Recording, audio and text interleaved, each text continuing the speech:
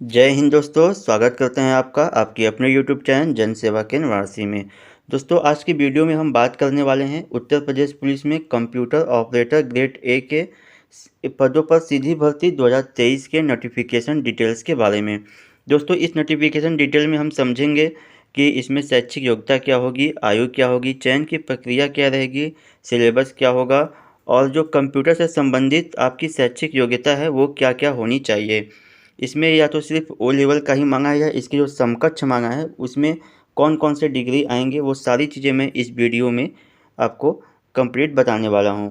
दोस्तों, चैनल पर नए होंगे तो सब्सक्राइब कर लीजिएगा, आपके एक सब्सक्राइब से मुझे काफ़ी खुशी मिलेगी, तो सब्सक्राइब कर लीजिएगा। अब शुरू करते हैं दोस्तों वीडियो को। तो यहाँ देखेंगे दोस्तों, ये जो निकाला गया है कंप्यूटर ऑपरेटर का पद है ये, और इसमें पुरुष एवं महिलाएं दोनों जो है इसके लिए एलिजिबल हैं। यहाँ सबसे पहले देखिए, पे बैंड जो है आपका 5200 से लेके 20,200 रुपये तक का है, और जो ग्रेड पे आपका है 2400 रुपये का ग्रेड पे है। इसमें वेतन जो है दिया हुआ है मैट्रिक्स यानी कि 25,500 से लेके 81,100 रुपये के अंतर्गत आपका जो है रहेगा। अब दोस्तों आगे बढ़ेंगे तो यहाँ देखेंगे दिया हुआ है कंप्यूटर ऑपरेटर ग्रेड ए। इसमें देखिए श्रेणी दिया हुआ है यानी कि आपका कैटेगरी अनारक्षित यानी कि जो जनरल कैटेगरी हैं उनकी जो पदों की संख्या है 381 है। EWS का 91 है। अन्य पिछड़ा वर्ग 249 पोस्ट है। अनुसूचित जाति का 193 और अनुसूचित जनजाति का 16 पोस्ट है, यानी टोटल मिला के 930 पोस्ट इसमें है। आगे बढ़ेंगे दोस्तों, यहाँ दिया हुआ है आवेदन की समय सारणी। तो ऑनलाइन आवेदन शुल्क जमा प्रारंभ होने की तिथि यानी कि ऑनलाइन आवेदन 7 जनवरी 2024 से स्टार्ट हो जाएगी, जो कि इसकी अंतिम तिथि है 28 जनवरी 2024। यदि आप कुछ फॉर्म में गलती कर देते हैं तो यहाँ दिया हुआ है आवेदन में संशोधन की अंतिम तिथि 30/1/2024 है। ठीक है, आगे बढ़ते हैं। अब देखिए दोस्तों, यहाँ आवेदन शुल्क 400 रुपये है। सभी कैटेगरी के लिए 400 रुपये का आवेदन शुल्क घोषित किया गया है। राष्ट्रीयता, आप भारत के नागरिक हों। मैं भारत के नागरिक के लिए ही सिर्फ बता रहा हूँ, अन्य जो है आप होंगे तो पढ़ लीजिएगा। आगे बढ़ते हैं। अब देखिए दोस्तों, यहाँ दिया हुआ है शैक्षिक अर्हता। तो मान्यता प्राप्त बोर्ड से इंटरमीडिएट परीक्षा भौतिक शास्त्र और गणित विषयों के साथ उत्तीर्ण होना आवश्यक है, यानी कि PCM ग्रुप। हाँ, यानी कि PCM ग्रुप से आपका इंटरमीडिएट होना आवश्यक है। वही साथ में देखिए भारत सरकार के electronic and accredited in computer and communication डोएक विभाग से कंप्यूटर में ओ लेवल की आपके पास सर्टिफिकेट होनी चाहिए। यहाँ दिया हुआ है शासनादेश 5 मई 2022 के अनुसार। उसके बाद देखिए दिया हुआ है प्राविधिक शिक्षा परिषद या उत्तर प्रदेश से कंप्यूटर अभियंत्रण, सूचना प्रौद्योगिकी या इलेक्ट्रॉनिक्स अभियंत्रण में डिप्लोमा या सरकार द्वारा उसके समकक्ष मान्यता प्राप्त कोई अर्हता। अब देखिए यहाँ पे समकक्ष दिया हुआ है, तो इसके समकक्ष और क्या क्या चीज़ होगा वो आगे मैं नोटिफिकेशन में आपको बताऊंगा, तो बने रहें वीडियो में। अब देखिए दोस्तों, यहाँ दिया हुआ है टिप्पणी में जो शैक्षिक अर्हता से रिलेटेड टिप्पणी यहाँ पे दिया हुआ है। तो यहाँ पे दिया हुआ है कि जब आप फॉर्म भरेंगे तो आपके हाथ में रिजल्ट होना चाहिए, क्योंकि वहाँ अपलोडिंग करना होगा। अपीयरिंग वाले अभ्यर्थी पात्र नहीं होंगे कि मेरा अभी आने वाला है, तो ऐसा नहीं है, आपके पास रिजल्ट होना चाहिए। ठीक, यहाँ साफ साफ दिया हुआ है।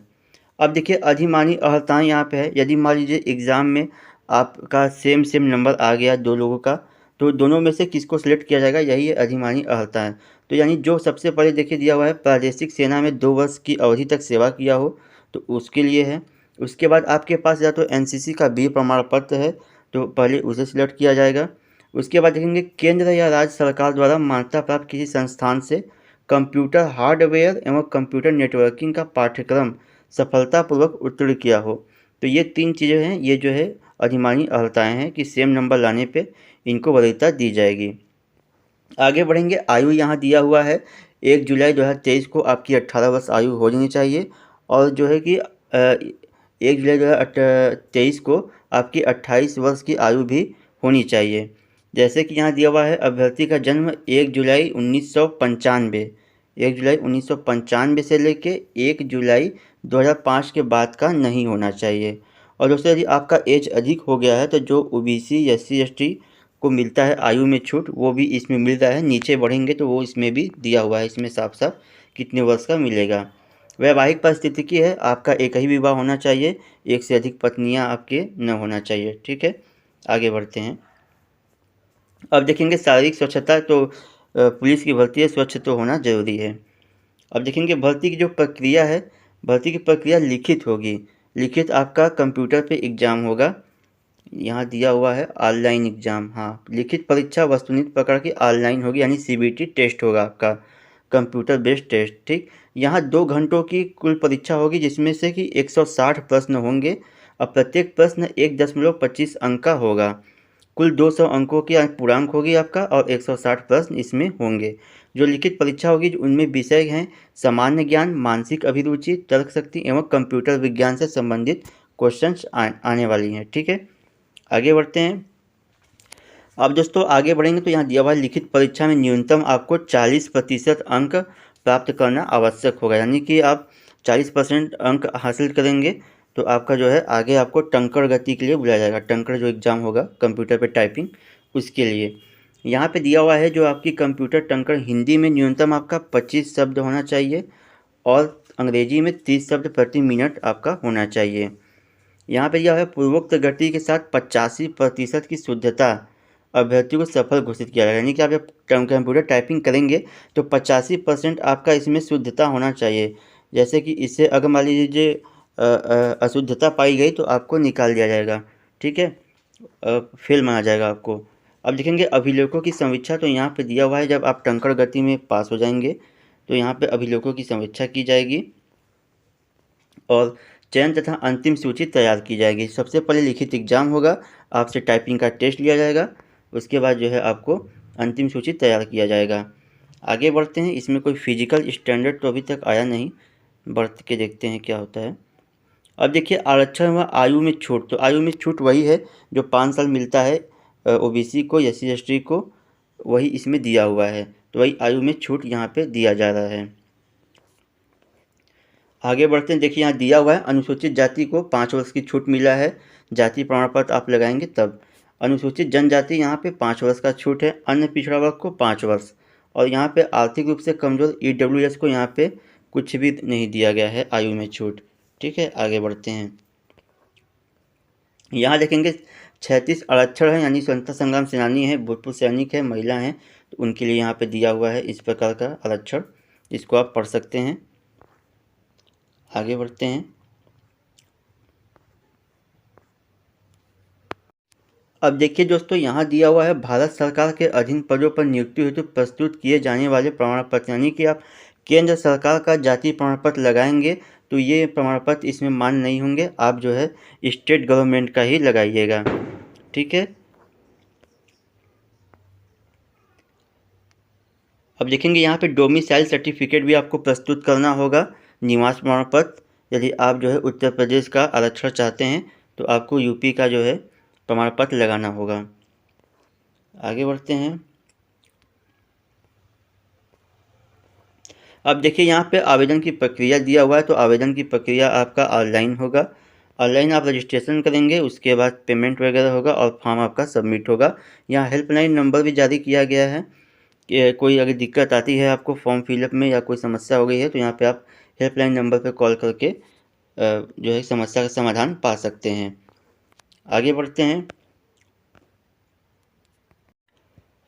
यहाँ दोस्तों फोटोग्राफ एवं हस्ताक्षर के बारे में दिया गया है, जो कि 20 से लेकर 50 KB का आपका फ़ोटो होगा, 5 KB से लेकर 20 KB के बीच का आपका सिग्नेचर होगा।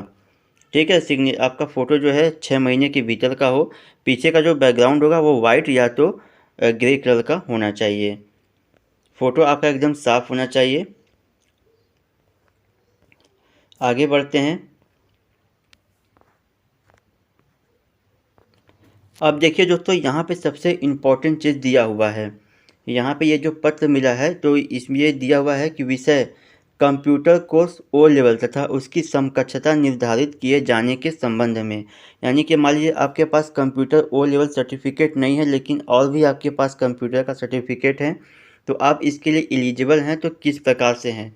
तो हम आगे बढ़ते हैं। यहाँ देखेंगे दिया हुआ है केंद्र राज्य सरकार के किसी बोर्ड, विश्वविद्यालय, UGC, FICTE, नीलिट, डोएक से मान्यता प्राप्त सरकारी निजी संस्था से कम 1 वर्ष की अवधि का O लेवल पाठ्यक्रम उत्तीर्ण हो। ठीक है, ये O लेवल हो गया। उसके बाद देखेंगे केंद्र सरकार या तो राज्य सरकार के किसी भी बोर्ड से, UGC, या नाइलिट या डोएक से मान्यता प्राप्त सरकारी 10+2 के उपरांत यानी कक्षा 12 के उपरांत कंप्यूटर में कम से कम 1 वर्ष की अवधि का निम्नलिखित पाठ्यक्रम आप उत्तीर्ण किए हैं तो आप जो है इसको एलिजिबल होंगे फॉर्म को भरने के लिए।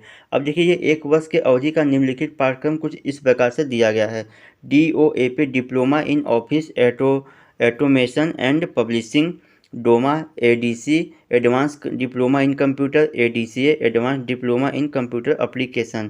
तो यहाँ जब स्क्रॉल करेंगे आप तो सारे यहाँ पे आपको दिख जाएंगे कोर्स, कंप्यूटर कोर्स। यदि आप ये इन संस्थाओं से किए हुए हैं जो ऊपर दिया हुआ है तो आप मान्य रहेंगे, इसके लिए एलिजिबल रहेंगे। यहाँ पे देख सकते हैं आप, इसको एक बार पढ़ लीजिएगा अच्छे से। हम पढ़ेंगे तो वीडियो काफ़ी लंबा जाएगा। तो दोस्तों यहाँ देखिए, यहाँ पे कोपा भी दिया हुआ है। कोपा यानी जो ITI व्यक्ति किए हैं कोपा से, तो वो लोग भी मान्य है। जैसे कि आप 10+2 पास किए हैं, PCM ग्रुप से पास हैं और आप कोपा में ITI किए हैं तो भी आप इसके लिए एलिजिबल होंगे, यहाँ दिया हुआ है। तो दोस्तों यहाँ से आप देख लेंगे एक बार। अब नीचे बढ़िए, मैं आपको और भी दिखा रहा हूँ। यहाँ पे देखिए दिया हुआ है UPDESCO से उत्तीर्ण 1 वर्ष का DIT diploma in information technology आप किए हैं तो भी आप जो है एलिजिबल हैं। स्नातक स्तर पर एक विषय के रूप में कम से कम 1 वर्ष कंप्यूटर साइंस कंप्यूटर एप्लीकेशन रहा हो तो भी आप एलिजिबल हैं। BSc IT MCA BTech A level, B level, C level computer course, BCA MSc cyber law and security, BSc में कंप्यूटर साइंस कंप्यूटर एप्लीकेशन एक विषय के रूप में कम से कम किसी 1 वर्ष में यदि आप पढ़े हैं तो आप एलिजिबल हैं। तो यहाँ दोस्तों देखेंगे तो कई सारे यहाँ पे कोर्स दिया हुआ है और कौन कौन से आप इसमें से यदि आप होंगे किसी में भी एक में तो आप जो है एलिजिबल रहेंगे। देखेंगे यहाँ ITI से 52 सप्ताह का computer operator and programming assistant COPA course उत्तीर्ण हो, यानी कि आप कोपा से ITI किए हुए हैं और PCM ग्रुप से हैं तो भी आप इसके लिए एलिजिबल हैं। तो यहाँ दोस्तों इस प्रकार से दिया हुआ है। अतः मुझे यह कहने का निर्देश हुआ है कि कंप्यूटर कोर्स O लेवल तथा उसकी समकक्षता निर्धारित किए जाने हेतु उपयुक्तानुसार कार्यवाही सुनिश्चित कराने का कष्ट करें। तो यानी कि दोस्तों ये सब इसके समकक्ष आएंगे, जितना मैंने बताया इसको आप अच्छे से एक बार दोबारा पढ़ लीजिएगा तो आप समझ जाएंगे। तो इतने लोग जो है एलिजिबल रहेंगे। अब दोस्तों यहाँ पे स्क्रॉल करते हैं तो यहाँ पे स्क्रॉल करने के बाद देखिए यहाँ पे सिलेबस आ जाएगा आपका सामान्य ज्ञान। सामान्य ज्ञान में कौन कौन से यहाँ पे विषय हैं वो सारी चीज़ें आपको दिख जाएगा। सामान्य ज्ञान भारत का इतिहास, संविधान, अर्थव्यवस्था, संस्कृति, भारतीय कृषि, वाणिज्य, व्यापार, सारी चीज़ें आपको यहाँ पे मिल जाएगी। मानसिक अभिरुचि यहाँ पे है, तार्किक आरेख, यहाँ पे संकेत संबंध है। तो इस प्रकार का मानसिक अभिरुचि से संबंधित क्वेश्चंस आएंगे। तर्क शक्ति है, रीजनिंग यहाँ पे दिया हुआ है, समरूपता आएगा, समानता आएगा, भिन्नता आएगा, खाली स्थान भरना। तो इस प्रकार का तर्क शक्ति में क्वेश्चंस आएंगे। अंग्रेजी संख्या श्रृंखला भी आएगा। स्क्रॉल करेंगे दोस्तों यहाँ कंप्यूटर साइंस से संबंधित कौन कौन से यहाँ पे क्वेश्चंस आएंगे ये दिया हुआ है। तो आप इसको एक बार पढ़ लीजिएगा अच्छे से, किसी कॉपी पे नोट करके तैयारी में लग जाइएगा। आगे बढ़ेंगे दोस्तों, यहाँ पे प्रारूप दिया हुआ है, ये जाति प्रमाण पत्र, निवास प्रमाण पत्र का प्रत्येक कैटेगरी वालों के लिए, तो इसको देखने की आवश्यकता नहीं है। ठीक है, इसको स्क्रॉल करते हैं और हमको लगता है कि ये ख़त्म भी हो गया है। अब देखिए यहाँ पे ये ख़त्म हो चुका है। तो दोस्तों आशा करूँगा वीडियो आप लोग को समझ में आई होगी, तो लाइक ज़रूर कर दीजिएगा और साथ में सब्सक्राइब भी कर लीजिएगा और अपने ज़रूरतमंद दोस्तों में शेयर भी कीजिएगा। दोस्तों मिलते हैं किसी नेक्स्ट वीडियो में, तब तक के लिए जय हिंद और बाय। दोस्तों आप लोग को ढेर सारी शुभकामनाएँ। वर्दी पहनिए। जय हिंद और बाय।